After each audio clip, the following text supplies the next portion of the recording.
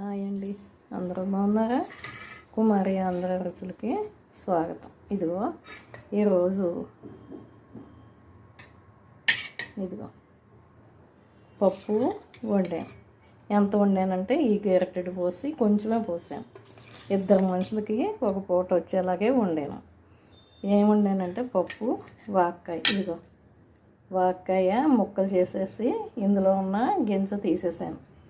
ఇదిగో పప్పు రెండు కలిపి వండేస్తే పప్పు ఉడకట్లేదని విడిగా కప్పులో పెట్టి పప్పు మధ్యలో పెట్టేసాను. ఇది విడిగా వండాను.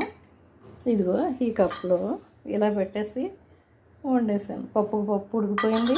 ముక్కలు వీటికి విడిగా ఉడికాయి. ఇది ఇనిపేసాను బాగాను. ఈ ముక్కలు కూడా ఇనిపేసి ఇందులో వేసేసుకున్నాం. దీంట్లోకి ఉప్పు, పసుపు, కరివేపాకు పక్కన పెట్టుకున్నాం. పైగా ఎండుమిర్చి, మెంతులు, ఆవాలు, జీలకర్ర, చెన్నింగు ముక్క, వెల్లుల్లిపాయలు, ఎండుమిర్చి కూడా తీసుకుందాం. ఇదిగోండి వాకాయలు పప్పు కలిపి మరక పెట్టేసాను. ఇలా ఉంది. ఇది తీసేసి పోపు వేయించుకుందాం. ఇదిగోండి వెల్లుల్లిపాయలు, ఆవాలు, మెంతులు, జీలకర్ర, ఎండుమిర్చి ఇట్లా అన్నీ వేసేసాను. వేయించుకుంటున్నాను. ఇంగు ముక్క కూడా వేస్తాను. వేగిన తర్వాత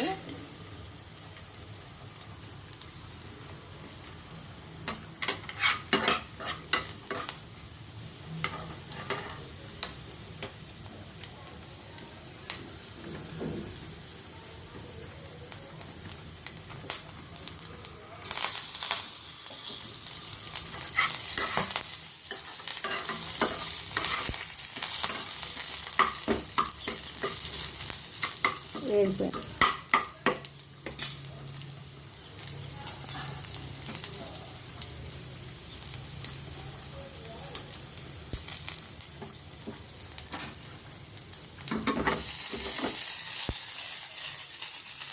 అయిపోయింది.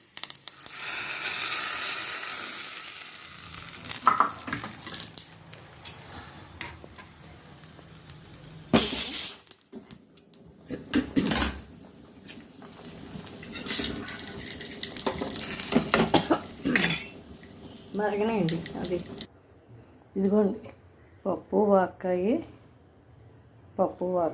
వండాను.